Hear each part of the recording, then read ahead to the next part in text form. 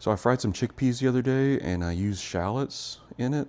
So I took one of the shallots, I cut off the root part, and I stuck it in some water. This was on Tuesday, Monday or Tuesday, I forget. And it's Saturday today. Look how much it's grown. Check that out. See that? And it's got roots in the water. So I just stuck it in some water. I've been changing this water out every day. So I'm giving about 24 hours. Then I dump the water, put in fresh water. These roots have really grown. So I'm going to do this for about, I'm guessing at least a week, maybe a little bit longer. And we'll see how much we grow and then we'll stick it in the ground. I always have like 2 or 3 projects going on because that's just the way it works. Let's get back to our shallot. This has been 7 days, oh no, 8 days since the last time I recorded one of these.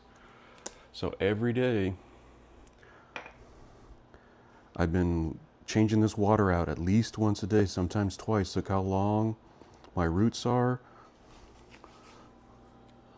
Look how much this has grown. I probably shouldn't have cut it so short, but I was more worried about getting enough for my dinner. But I'm gonna buy another shallot and try it again with that too. But right now, if it'll focus properly, it won't. Why aren't you focusing? There you go. It's distance. So we see that. We see our roots. I'm gonna let it go for another few days before I put it into the ground. But my roots are super long. Look how long that one is. See how it's starting to fill up the entire little ramekin here? Not a problem. As long as we keep watering it, most of this is going to rot away, this outside, and this is what we're concentrating on now. This started to pop up too, to my surprise, so it might actually turn out to be 2, but I'm just going to put the whole thing in the dirt eventually. It's Saturday, so I'm probably shooting for Wednesday. I'll probably put this into the ground, but every day I've been changing the water, and every day it's been looking bigger and bigger. Okay, one thing I noticed is that some mold started to grow on this part. This part wants to grow a little bit, but I don't think it's going to do anything. So I'm going to separate this part and just take this part and put this in the ground now.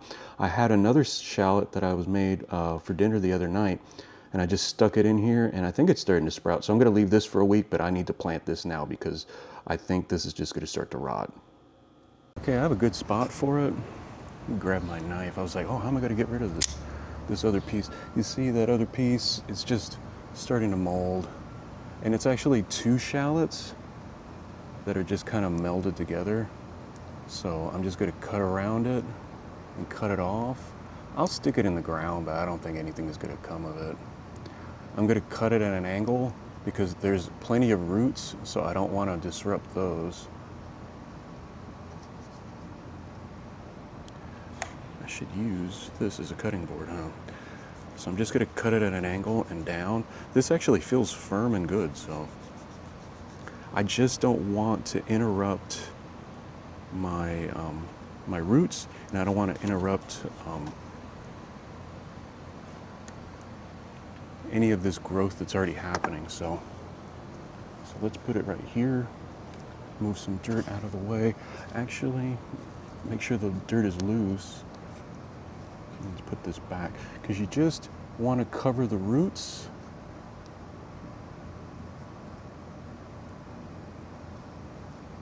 And leave the other part, leave everything else open.